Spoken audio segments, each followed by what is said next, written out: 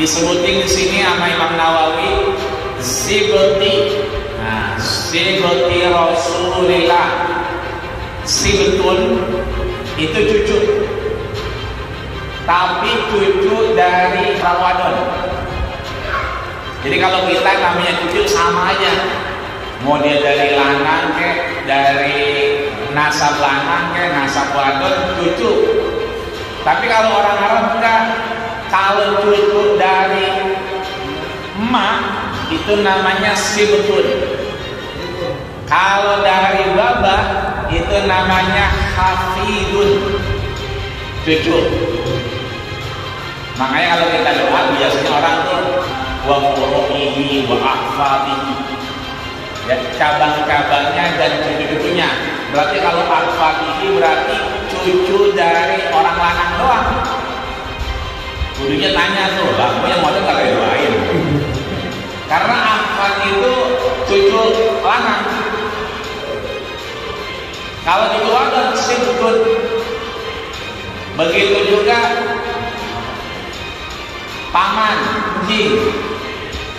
Kalau encing dari wadon, dari emaknya, itu disebut khalun. Tapi kalau dari babanya namanya amun.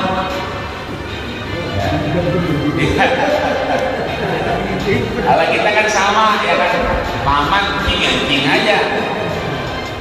Kalau orang Arab enggak, kalau dia dari babanya, ya kan, dari lanang, maka amun. Suka tuh bocah-bocah kecil manggil ami, ami. Ya, ami itu encingnya yang lanang, dari nasab yang lanang. Ya om.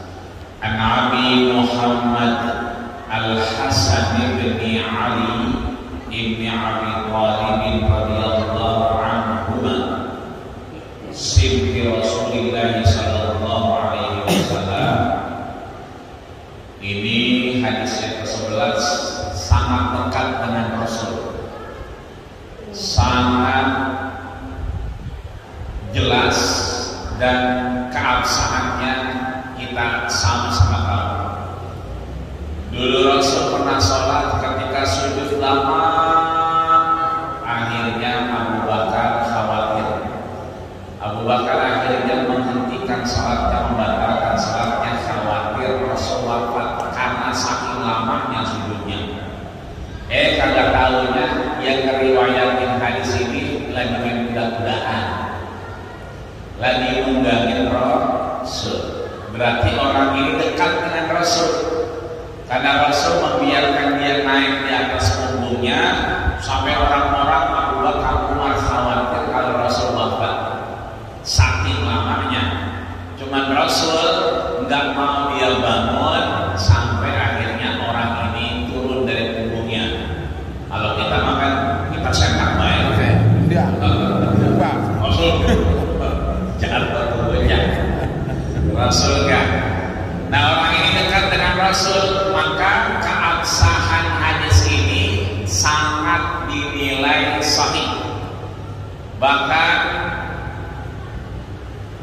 Ibnu Hakim menyatakan hasanun sahih. Udah sahih juga hasan, udah derajatnya tinggi, benar dan bagus. Siapa dia? An Abi Muhammad Al-Hasan, dari bapaknya Muhammad. Jadi Muhammad itu anaknya, Abu berarti babanya. Abu Muhammad siapa dia? Al-Hasani Ibni Ali, berarti Hasan. Hasan itu berarti cucunya Nabi. Jadi ini dari babanya Muhammad, artinya dari Hasan. Hasan ini punya anak Nabi Muhammad lagi. Jadi engkaunya itu Nabi, ya kan, punya anak Fatimah. Fatimah kawin nama Ali. Ali punya anak namanya Hasan dan Husain. Yang paling mirip dengan Rasul itu Hasan, paling mirip di antara Hasan dan Husain. Nah, Hasan ini paling dekat, paling mirip sama Rasul. Makanya yang diangkat oleh Imam Nawawi Hasannya. Abi Muhammad Al-Hasani namanya Hasan Ibni Ali, anaknya Ali. Ali yang mana? Bukan Ali tangga kita, bukan Ali kita, tapi Ali bin Abi Thalib. Nanjing kita juga jing Ali ada. Ya, artinya Ali yang lain ini Ali bin Abi Thalib.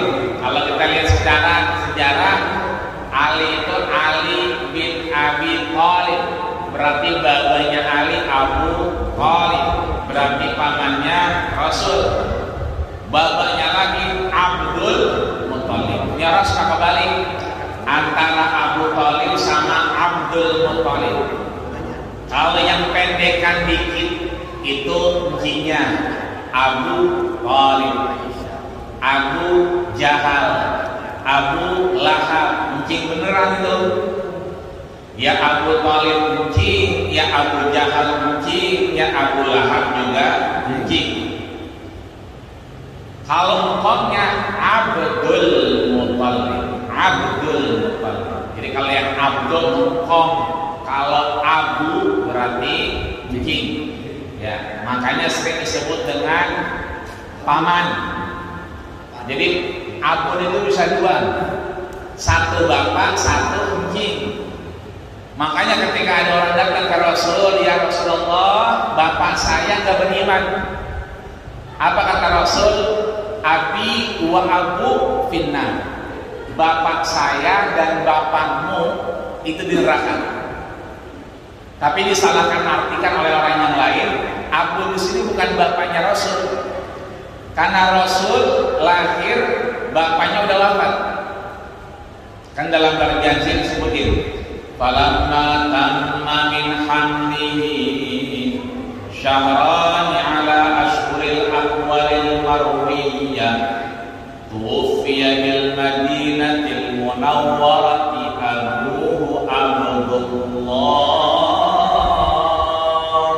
Ketika genap 2 bulan, ya, wafat bapaknya Siapa? Abdul.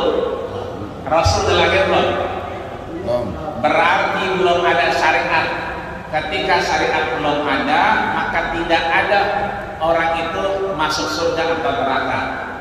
Artinya tidak akan mungkin orang terkena hukuman ketika orang belum tahu. Dalam istilah kaidahnya disebut dengan tabligh atau balik. Udah sampai. Maka maksud Rasul ini Abu di sini bukan bapaknya Rasul tapi pamannya. Siapa dia? Abu Thalib, yang belakangan memang belum sempat bersyahadat kepada Allah dan Rasulnya. Maka di sini disebutin Ali bin Abi Thalib, Hasan anaknya Ali, anaknya Abu Thalib.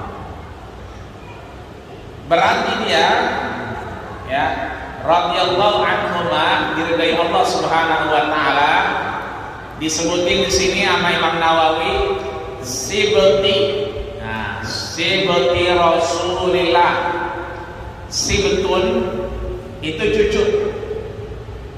Tapi cucu dari orang lantang, orang wadon. Jadi kalau kita namanya cucu sama aja. Mau dia dari lanang ke, dari nasab lanang ke, nasab wadon, cucu. Tapi kalau orang Arab enggak. Kalau cucu dari emak itu namanya sibtun. Kalau dari baba itu namanya hafidun, cucu. Makanya kalau kita doa biasanya orang tuh suka wa furu'ihi wa ahfadihi, ya, cabang-cabangnya dan cucu-cucunya. Berarti kalau ahfadihi berarti cucu dari orang lanang doang. Kudunya tanya tuh, lah, kok yang model kagak doain?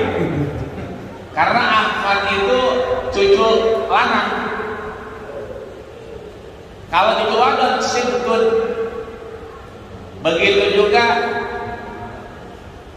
paman, encing. Kalau encing dari wadon, dari emaknya, itu disebut khalun. Tapi kalau dari babanya namanya amun. Ya. Kalau kita kan sama ya kan, paman encing aja. Kalau orang Arab enggak, kalau dia dari babanya, ya kan, dari lanang, maka amun. Suka tuh bocah-bocah kecil manggil ami, ami. Ya. Ami itu encingnya yang lanang, dari nasab yang lanang. Ya om. Ya. Kalau tante, ya tante berarti dari nasab yang wadon, namanya khalun. Gitu. Ade. Budenya lain lagi budenya. Kalau bude dari wadon namanya khalatun. Kalau bude dari lanang namanya ammatun.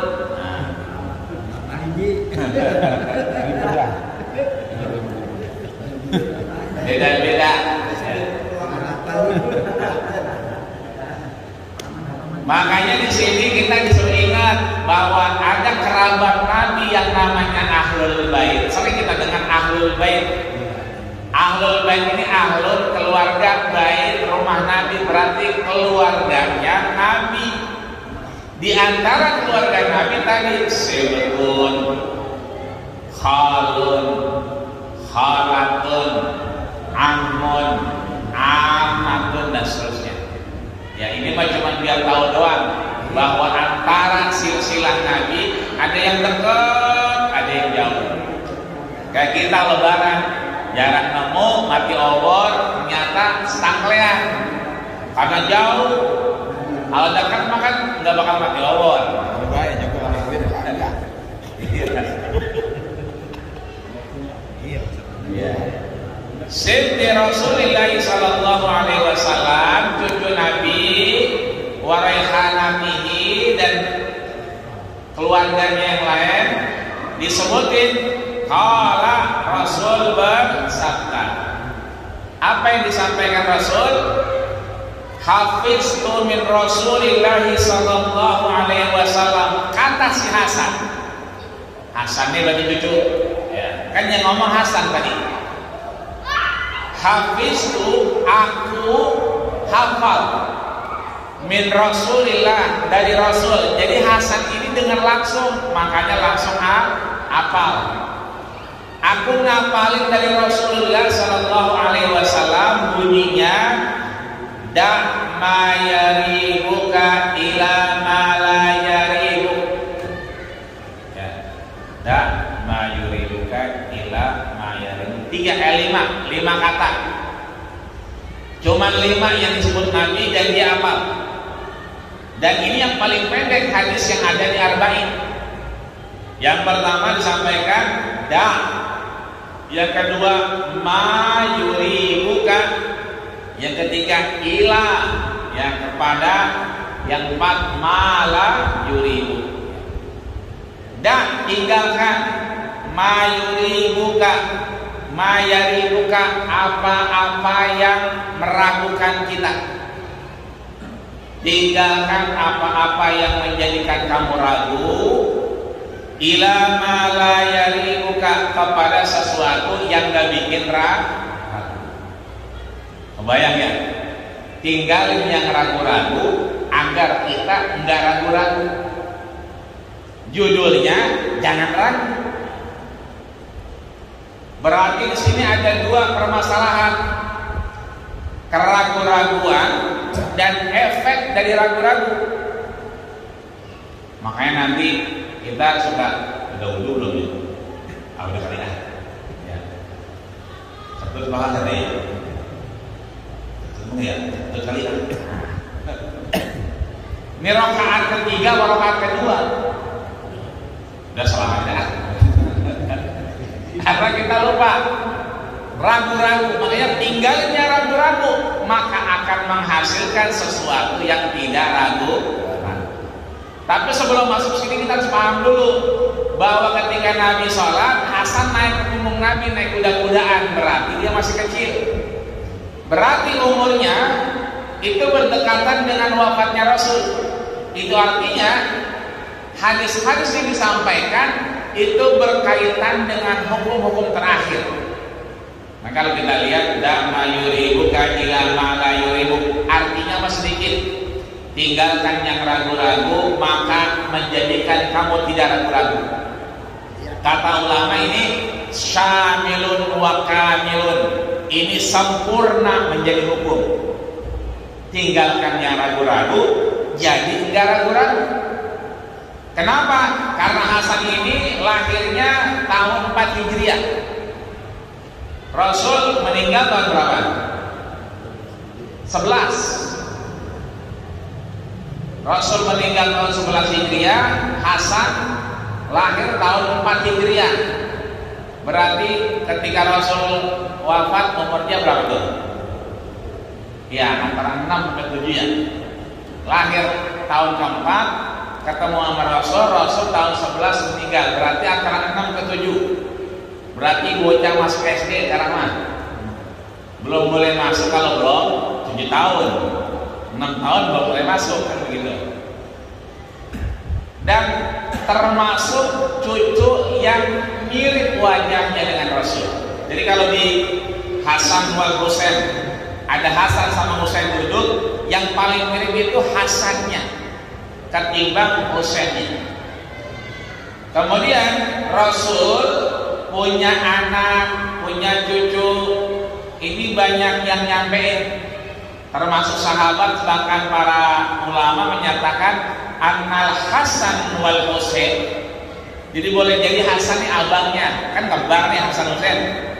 Ini boleh jadi yang lahir duluan Hasan, kan yang brojol duluan itu yang dihitung abangnya. Innal Hasan wal Husain, sesungguhnya Hasan dan Husain sayyida syababa ahlul jannah, dia adalah pemimpin muda nanti di surganya Allah Subhanahu wa ta'ala. Kan pemimpin muda banyak, ada yang jadi wali kota anak muda, ada yang kemarin baru-baru tuh ya, resimen ya, orang gila karena kaya, ya kan? Orang Medan, orang sultan Bintaro lah, Subangandara segala macam. Itu anak muda. Artinya anak muda banyak. Makanya dari zaman dulu anak muda disebut udah sering termasuk Innal Hasan wal Husain Sayyida Syabab Ahlul Jannah. Dia adalah pemimpin anak muda di surganya Allah Subhanahu wa ta'ala. Bahkan ulama menyatakan kita kenal khalifah ada berapa? Ada 4. Yang pertama siapa? Abu Bakar. Yang kedua Umar. Yang ketiga Utsman. Yang keempat Ali. Tapi ada yang kelima. Siapa? Hasan. Kenapa kelima? Nanti Rasul itu wafat 11 Hijriah. Nah, Rasul kemudian sebelum wafat bilang, cucuku yang ini nanti akan jadi pemimpin yang mendamaikan 2 orang yang berseteru. Makanya nanti ada Muawiyah, ada Khawarij nanti. Ada orang yang bunuh Ali, tapi ada orang yang kemudian belain Ali. Yang akhirnya nanti beliau ngasih ke Muawiyah. Artinya ada perseteruan setelah wafatnya Ali. Dan itu masuk ke tahun 29. Sedangkan Nabi menyatakan Khulafaur Rasyidin itu salasuna amat, 30 tahun. Berarti kalau 29 kurang setahun. Dilengkapi sama Hasan ini, maka nanti perpindahan rumahnya itu tahun ke-30. Itu artinya Rasul jauh hari sebelum wafat prediksinya pas bahwa nanti penggantiku sampai 30 tahun. Setelah itu baru ada raja-raja dan seterusnya. Ini artinya bahwa Hasan itu menjadi bagian dari khalifah yang kelima. Disampaikan oleh Ahmad dan Tirmizi dan Ibnu Majah. Imam Ahmad, Imam Tirmizi, Imam Ibnu Majah menyatakan Al-Hasan wal Husain Sayyidah Sawabi Ahlil Jannah. Yang pertama, Hasan dan Husain jadi pemimpin anak muda di surganya Allah Subhanahu wa ta'ala.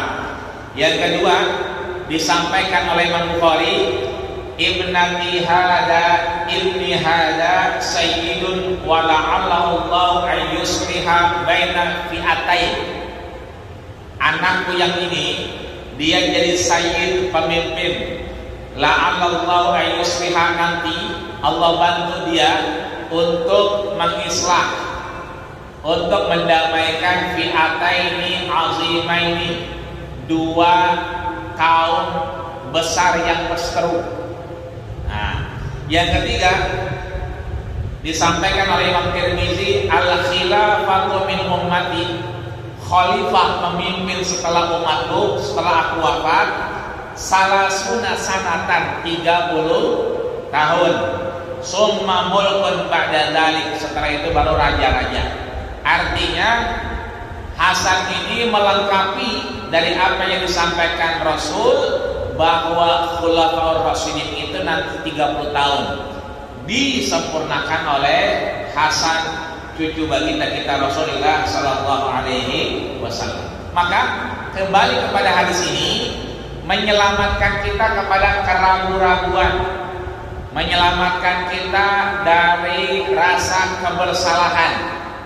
Maka intinya adalah di situ ada 2 poin permasalahan dalam hadis ini. Da mayuribuka, tinggalkan apa-apa yang meragukanmu, maka kamu tidak akan ragu. Yang pertama, ragu-ragunya dalam tatanan muamalah. Jadi muamalah itu bersosial. Yang kedua, ya, ragu-ragu dalam tatanan akidah dan ibadah, kepercayaan dan ibadah kita. Jadi ragu-ragunya ada 2 nih. Satu, ragu-ragu dalam bermuamalah sosial. Kemarin kita udah bahas makan sate Rudi, ya berarti jelas satenya sate ayam, sate kambing, kan begitu. Jalan semua dikit ada sate Taichan, sate Scooby-Doo dan seterusnya. Itu kan bermuamalah bersosial. Makan nggak makan, mau makan atau enggak, itu urusannya urusan sosial. Boleh-boleh aja. Yang nggak boleh ya kan? Begitu imamnya A, kita nggak mau jadi makmumnya, itu yang repot.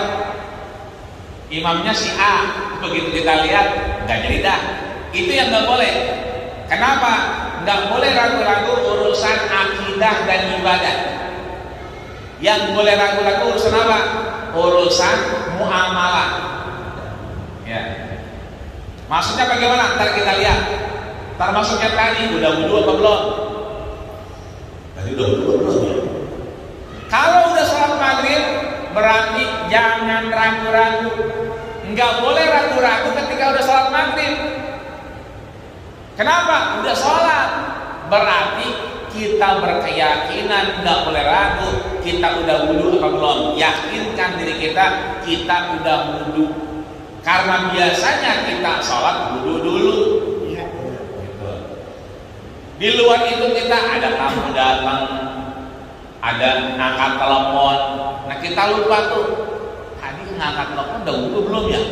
Nah, karena sholatnya udah, maka nggak boleh kita ragu. Nah, di sini urusannya akidah sama ibadah. Jadi yang buat ragu-ragu boleh apa enggak? Boleh. Tapi urusannya muamalah, urusannya bersosial, bukan urusan akidah, bukan urusan ibadah. Yang nggak boleh ragu-ragu urusan akidah sama urusan ibadah. Ibadah dan akidah nggak boleh ragu-ragu. Kenapa?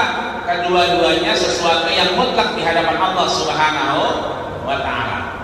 Maka ada kaidah fikih yang menyatakan al-yaqinu la yazulu bisyaqi. Yakin la tidak akan boleh yazul hilang, luntur dengan apa? Bisyaqi, dengan ragu-ragu. Jadi kalau udah yakin nggak boleh ragu-ragu. Urusan apa aja. Oh ada baunya doang misalnya, tapi ada orang kita doang. Kalau emang kita nggak ngerasa kentut, ya berarti kita tidak kentut. Jangan ragu-ragu. Tapi dia jauh, yang mana nggak mungkin. Dia langsung dia kentut. Nah kira-kira begitu. Artinya karena ragu-ragu itu hanya boleh pada sesuatu yang berkaitan dengan muamalah. Ya, al-yaqinu la yazalu bisyaqi. Yakin tidak akan gugur dengan keraguan-raguan. Maksudnya adalah bahwa setiap orang yang mukallaf, likulli mukallafin, beda mukallaf sama mu'alaf. Kalau mu'alaf orang yang baru syahadat, ya, Cina yang baru sunatin karena dia baru syahadat, itu namanya mu'alaf. Kalau mukallaf itu orang yang terkena hukum. Orang yang sudah wajib kena hukum. Kita nih karena udah memang sudah masuk, ya kan? Tapi kita masih ingat.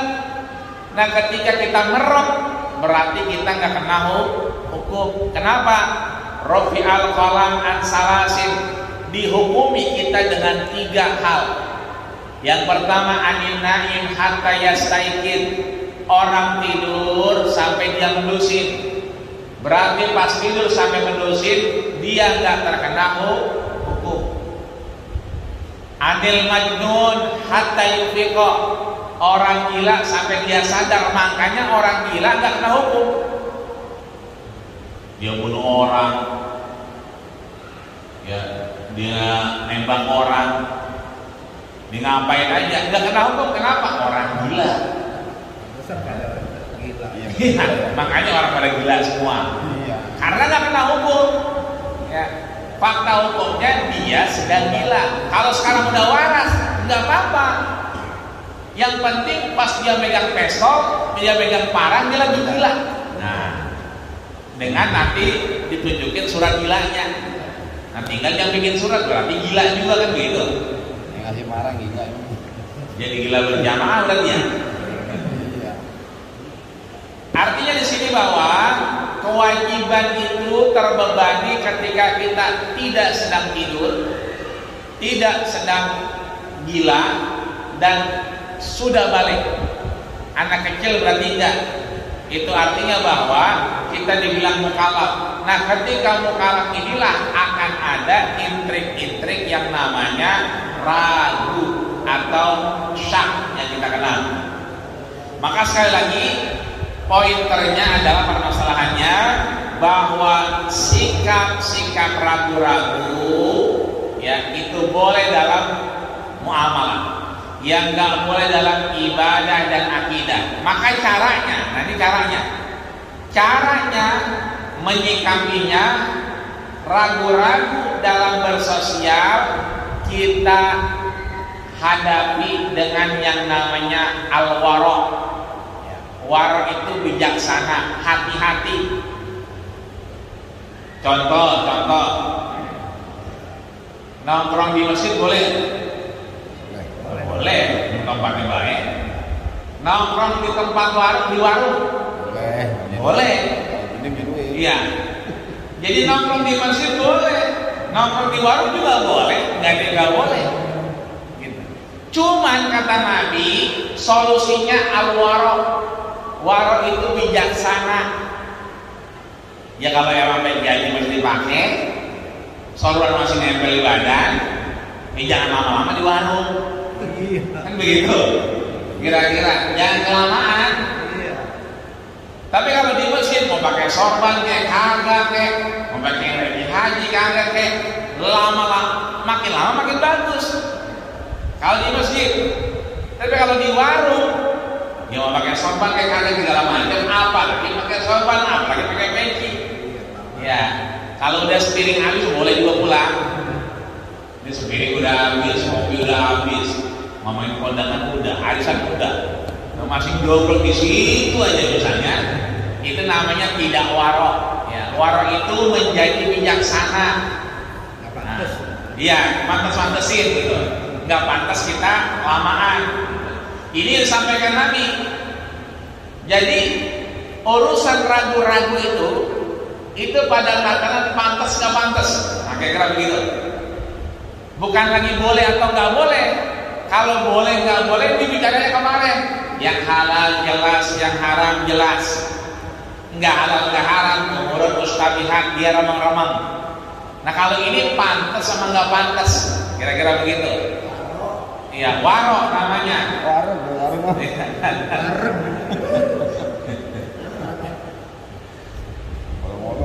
Kalau yang kedua itu jangan was-was. Ya, jangan was-was, yakin aja udah. Kalau was-was, semakin was-was semakin merusak ibadah kita. Ya, apalagi ya enggak sadar orang muda. Apalagi dia ajan, batal dong ajan gua. Belum merembet semua dah. Ajannya batal, qomatnya batal, semua batal. Enggak ada imam sesulit enggak ada dia maju batal semua dah gitu. Karena dasarnya was-was. Berasal dari was-was akhirnya merusak ibadah semua.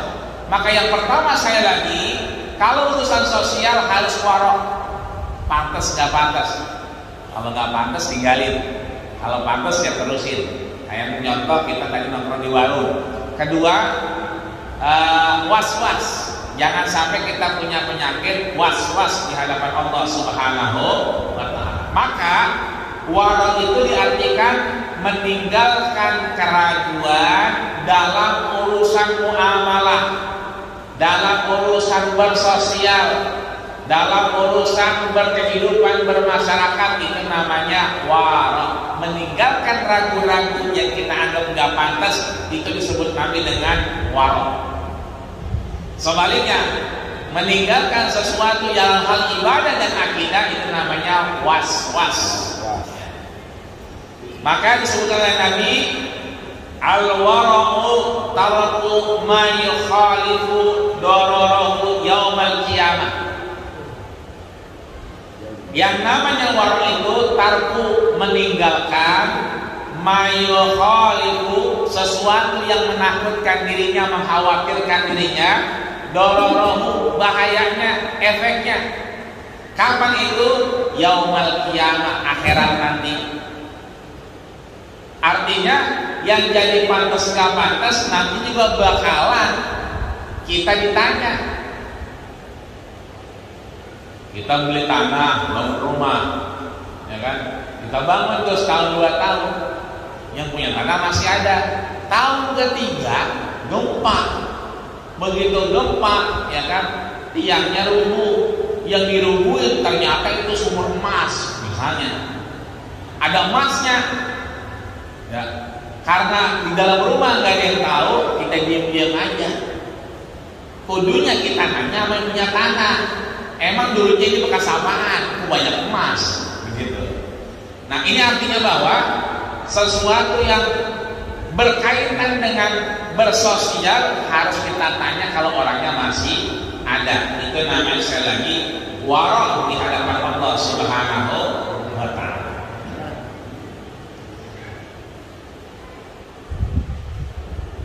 Kemudian dari wara' itu kita bisa melihat di sini bahwa wara' itu ada 3. Wara' itu ada 3 golongan. Golongan yang pertama adalah derajat wara' yang wajib. Apa itu? Likulli maharim, sesuatu yang diharamkan Allah Subhanahu wa ta'ala. Maka kita harus wara'. Yang kedua, sunnah, ya kan? Sunnah kita wara'. Didorong kita untuk wara' pada sesuatu apa? Asyubuhat, sesuatu yang remeng-remeng, sesuatu yang abu-abu. Yang ketiga, wara' itu bisa pada tahapan terakhir adalah fadilah, sesuatu yang kemudian diperbolehkan, ya, diperbolehkan tapi kita kudu wara'. Ya. Maka wara' ini identik dengan sifat umat Rasul, yaitu istiqomah. Apa itu istiqomah? Terus menerus untuk menjalankan perintah Allah dan Rasulnya, untuk sama-sama menjaga ibadah, akidah dan muamalah kita di hadapan Allah Subhanahu wa ta'ala. Kalau secara umum kita bisa lihat wara' dalam pandangan. Jadi pandangan pertama itu rezeki buat kita. Pandangan yang kedua baru itu dosa. Jadi kalau melihat yang bening-bening, kalau pertama kali itu alhamdulillah. Keduanya baru astagfirullah. Ya, kalau lebih jauh alhamdulillah. Dekat astagfirullah. Artinya pandangan itu yang pertama itu menjadikan nikmat buat kita. Pendengaran, ya. Kita dengar apa, itu juga wara'. Ucapan, gerakan, usaha, makanan, kemarin kita bahas. Yang kedua, dagang, ya. Barangnya KW 3. Ini KW bangnya, iya KW. Cuman KW 1, padahal KW 3. Dia udah benar KW bangnya, iya KW. Cuman KW-nya KW 1, kata dia, padahal KW 3. Nah, itu namanya wara' juga. Nah, maka kata Imam Syafi'i, zinatul ilmi al-wara'u wal hilmu. Zinatul ilmi, perhiasan ilmu itu adalah wara' dan santun, ya. Jadi wara' dan santun adalah satu dari keistimewaan ilmu di hadapan Allah Subhanahu wa ta'ala. Maka meninggalkan keraguan dalam hal akidah adalah kita santun dalam beribadah. Solusinya adalah keyakinan di hadapan Allah Subhanahu wa ta'ala. Maka kita harus lawan yang syak tadi, ragu-ragu dalam rangka beriman kepada Allah Subhanahu wa ta'ala. Allah sampaikan dalam surat Al-Hujurat ayat 15, innamal mu'minuna alladzina amanu billah. Sesungguhnya orang yang beriman kepada Allah wa rasulihi, dan rasulnya, summa lam yartabu wa jahadu bi amwalihim, dia enggak ragu-ragu, ya, bermujahadah dengan hartanya dan dirinya fi sabilillah, dalam jalan Allah, fa ulaika humus shadiqun. Kalau kita enggak ragu, berarti kita adalah orang-orang yang benar. Ya. Dalam hal akidah juga sama. Kalau kita nggak ragu-ragu bahwa Allah yadullahi wasi'ah, tangan Allah lebar, tangannya gede banget berarti ya. Kalau kita anggap tangan Allah itu lebar, berarti tangannya gede banget. Ya berarti kalau tangan kita begini, Nabi Adam aja kan 60 meter tingginya. Berarti Allah siapa yang tingginya? Begitu akhirnya perkiraan kita. Maka kita nggak boleh ragu-ragu dalam keyakinan akidah kita di hadapan Allah Subhanahu wa Ta'ala. Nah, intinya permasalahannya kasus-kasus ragu-ragu dalam hal ibadah ini perlu kita sikapi. Contoh, ragu batal wudu apa tidak? Jawabannya apa? Kita ragu-ragu nih, wudu kita batal apa enggak? Jawabannya apa? Enggak batal, karena dia kita pakai urusan ibadah. Kecuali emang benar-benar batal, miring dikit, ya kan? Buat ketut apa enggak? Itu bukan ketut apa kagak, emang dia pelakunya, ya kan? Artinya di sini perasaan tadi nggak ngapa-ngapain, nggak buang angin, nggak apa, dari maghrib ke isya, berarti masih punya wudu. Nah, berarti kita jangan ragu-ragu, batal nggak wudu ya? Batal nggak batal. Makan nasi kebuli misalnya, begitu makannya begini, ngangkat kaki, ya kan? Emang sunahnya begitu, kira-kira. Tapi nggak ada yang terasa keluar. Nah, berarti tetap punya wudu. Wudunya nggak batal, karena makan nasi kebuli tidak membatalkan wudu. Yang batal itu makan nasi kebuli, perutnya sakit, dia berebet, itu baru batal. Ya. Tapi kalau perutnya anteng-anteng aja, berarti nggak batal. Ragu udah berwudu atau belum? Jawabannya udah wudu atau belum? Jawabannya belum. Kalau tadi batal apa enggak? Berarti nggak batal, karena udah wudu. Udah wudu apa belum ya? Nah, berarti belum wudu. Kenapa? Karena dia belum mulai sholatnya, belum, prosesnya itu belum dimulai. Beda sama wudu tadi. Kalau wudu prosesnya udah dimulai. Ragu jumlah rakaat sholat 3 apa 2? 2 apa 3? Yang kita ambil yang mana? Kata Nabi, aqalluhunna, ambil yang paling sedikit. Kalau kita ragu-ragu 3 atau 2, maka yang kita ambil 2. Sholat maghrib nih 3 atau 2 sih, ya kan? Maghrib kan 3 rakaat, ya 3 kali assalamualaikum warahmatullahi wabarakatuh, nggak boleh. Tapi kita ambil yang paling dikit, berarti 2. Kalau makmumnya diam aja, berarti benar. Ya, kecuali makmumnya subhanallah, subhanallah, kan akhirnya subhanallah, gitu kan? Udah, berarti kagak dengar nih, kurang kencang kali ngomongnya. Banyak pikiran ya maknya. Ragu berapa jumlah puasa yang dikodok? Nah, puasa nih, kan ada yang ditinggal, dia lupa 3 apa 4, ya kan? Karena kodok itu banyak, maka yang diambil yang paling banyak. Beda sama rakaat tadi. Kalau rakaat salat yang dipanggil yang paling dikit. Kalau puasa yang diambil yang paling banyak. Puasa 6 hari setelah Syawal. Ini udah 5 hari apa 4 hari ya? Berarti kita yakinnya yang mana? Yang 5 hari. Ya, bukan yang 4 hari. Ya. Terus ragu berapa bilangan tawaf? Nah, tawaf berapa nih? Ya kan? 3 apa 2? 7 apa 6? Berarti ambil yang paling sedikit. Ya, 6 berarti menuju 7. Salatnya batal apa enggak? Ya kan? Karena kita jamaah berarti enggak batal. Ya, terakhir mengatasi sifat was-was. Biar kita enggak ragu-ragu, enggak was-was. Pertama, menyadari bahwa hal tersebut adalah bagian dari penyakit hati. Maka kita berusaha untuk jauhin itu. Ya kalau udah komat berarti kita jauhi hal-hal yang menyibukkan hati kita. Kita fokus ke sholat aja. Kedua, tinggalkan segala berbagai bentuk keraguan-raguan. Tinggalin aja. Lama-lama kita yakin dewe. Yang ketiga, banyak berdoa dan berzikir kepada Allah. Kita minta kepada Allah, mudah-mudahan orang lain pada pikir, mudah-mudahan kita kagak. Amin ya rabbal alamin. Yang terakhir, menyibukkan diri dengan hal yang bermanfaat, diantaranya kita pengajian begini. Ini bagian dari kita menyibukkan diri untuk mengambil manfaat di hadapan Allah Subhanahu wa taala. Amin. Mudah-mudahan sehat badan kita, panjang umur kita.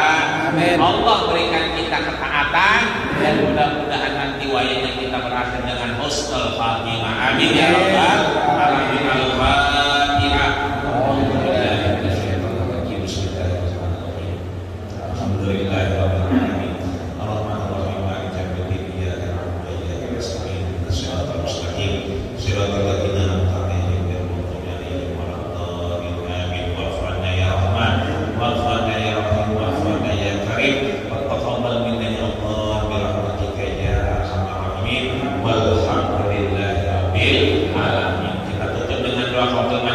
Subhanallahumma wa bihamdika asyhadu an la ilaha illa anta astaghfiruka wa atubu ilaik. Terima kasih atas segala perhatian, mohon maaf atas segala kekurangan. Usikum wa nasihatullah faqad fazal muttaqun. Assalamualaikum warahmatullahi wabarakatuh. Waalaikumsalam warahmatullahi wabarakatuh.